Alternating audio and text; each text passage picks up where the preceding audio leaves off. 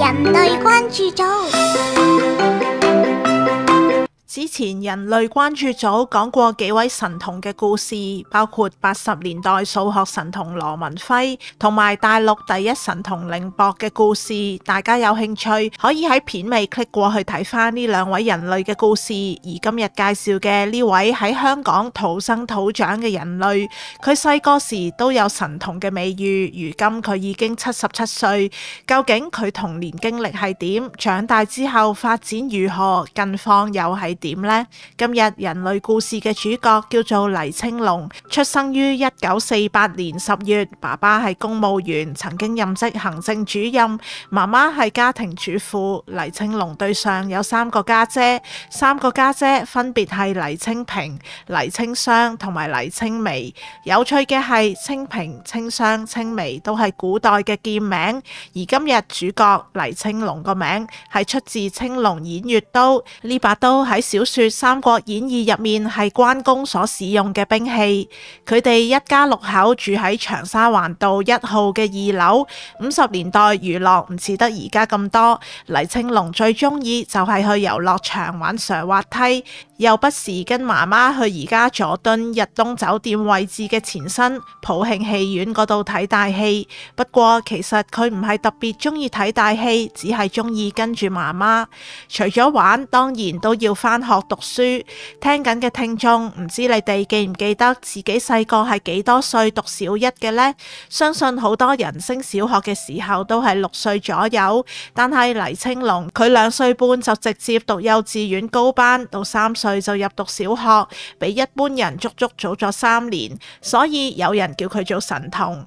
當年佢就讀嘅係九龍官立小學，小學6年級畢業嘅時候只係得9歲，然後佢就考入咗拔萃男書院。佢接受東方新地訪問時講過，爸爸管教嚴厲，嗰個年代仲會體罰，成績退步都會俾爸爸鬧。不過佢都話自己係好懶，好少讀書。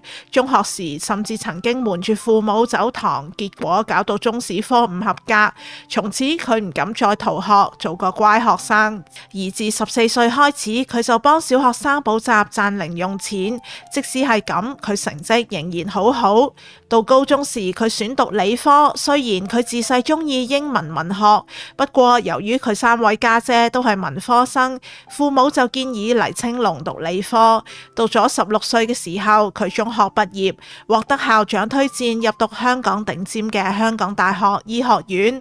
由於醫科要比其他學科讀多幾年，所以當黎青龍喺1970年大學畢業，以全級第1嘅佳績獲得香港大學醫學院內外全科醫學士學位資歷時，佢同其他學系嘅大學畢業生年齡相若，都係21歲左右。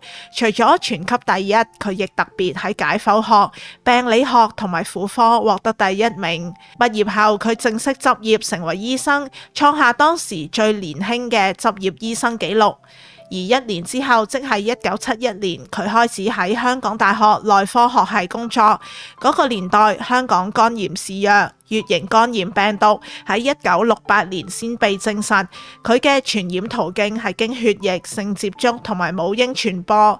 同人共用個人物品，例如牙刷、剃刀或者指甲鉗等等，都有可能感染。嗰個年代市民未必有太高嘅衛生意識，加上冇疫苗，唔少人都會染病。最麻煩嘅係，由於慢性乙型肝炎本身冇表面嘅症狀，但係肝臟可能持續發炎，存在高危併發肝硬化或者肝癌嘅機會。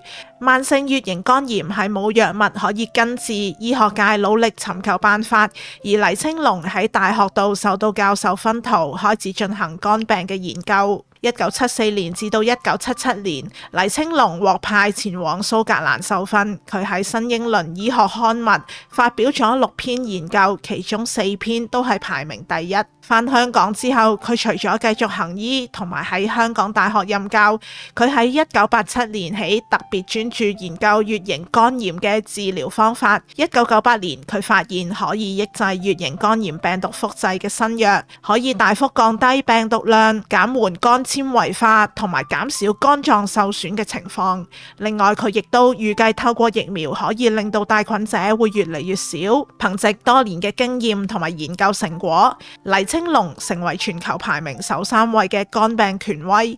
而當好多打工仔都成日想快啲退休，身兼教書、睇症同埋研究嘅黎青龍，一直做到2013年佢65歲嘅時候都未覺得攰。佢提過3種工作入面，佢最中意嘅就係教書，即使連續講書4-5個鐘頭都難唔到佢，有時甚至會講到唔記得落堂。佢接受訪問時曾經回憶第一次做助教時候嘅情況，當時佢大學3年級，難免有啲緊張。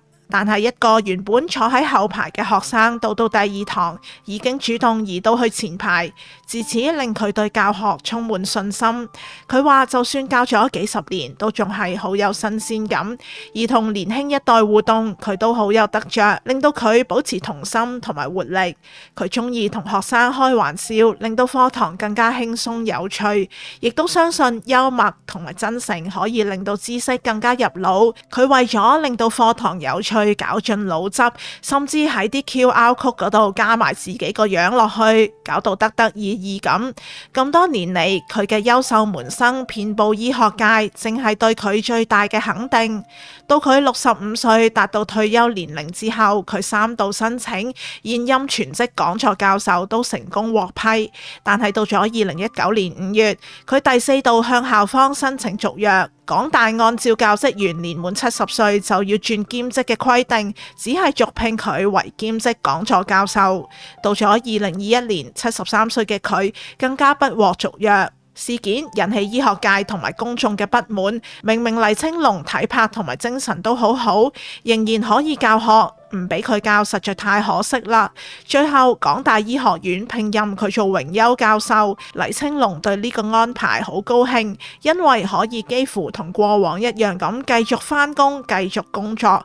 佢話佢唔介意錢，亦都唔在意權力，只係想專注教學同埋行醫。唔好以為黎青龍熱心工作就冇咩生活情趣，其實當整理佢嘅資料時，發現工作嚴謹、認真、令人敬佩嘅佢，同時都係一個好可愛嘅人。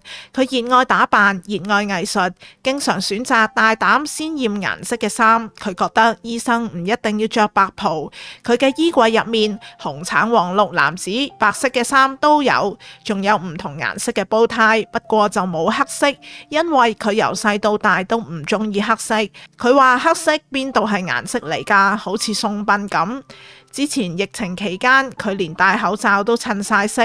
佢接受港台訪問時講笑話：人醜靠衣裝，人老就用鮮顏色撞。實情佢係由內到外都咁有型就真。而2016年起，佢開始咗一個可愛嘅習慣，就係收咗工都唔願返屋企，寧願喺外面玩 Pokemon Go 捉小精靈。佢個玩家名稱仲叫做 Big Kowloon， 網民就笑佢話即係大鳩龍咯。佢會去太古、銅鑼灣呢啲地方捉小精靈，打到場玩到10點幾、11點先返屋企，仲玩到課金。有時做嘢做到悶悶地都會玩。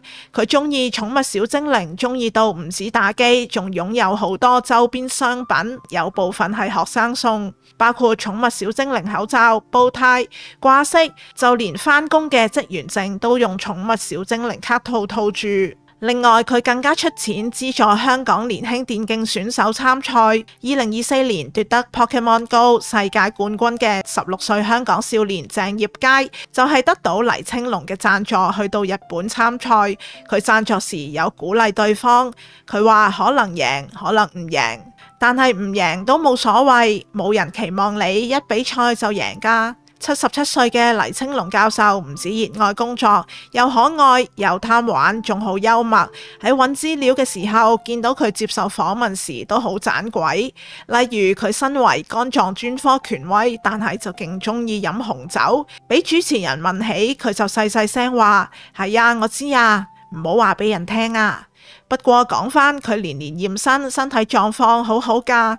問到佢會唔會參加 Pokemon Go 比賽，佢就話佢討厭同人鬥嘅感覺。佢話我唔敢打啊，實輸啦。唔好啦，我好怕俾人知我輸。黎青龍幽默又新潮，但係佢內心亦都有過好多人生中嘅唔開心。佢接受《蘋果日報》訪問時提過同父母嘅感情，佢話媽媽好重佢，但係爸爸就好嚴。佢大學考第一畢業嘅時候，爸爸又送咗架車俾佢，但係都冇讚過佢。黎青龍好坦白講，佢話佢好妒忌而家嘅後生仔，因為佢哋同佢哋嘅爸爸好多都可以有講有笑。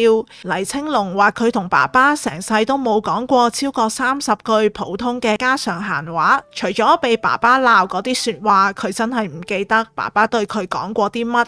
佢以前成日都會發一個夢，夢入面同爸爸鬧交，直至到黎青龍42歲，佢有次真係同爸爸鬧交，當時其實係爸爸鬧媽媽，所以黎青龍終於忍唔住鬧爸爸，叫爸爸落車，就係咁。佢當堂開心晒，之後冇再發嗰個噩夢。佢話過，其實佢喺爸爸嘅教育下長大，佢好冇自信，到爸爸晚年入咗療養院，佢都冇探過佢，直到爸爸過身，黎青龍出席喪禮都冇流過眼淚。或者可能係爸爸嘅性格，反而令黎青龍即使年紀大咗，仍然係好努力保持同時代接軌，亦都好明白支持新一代嘅諗法。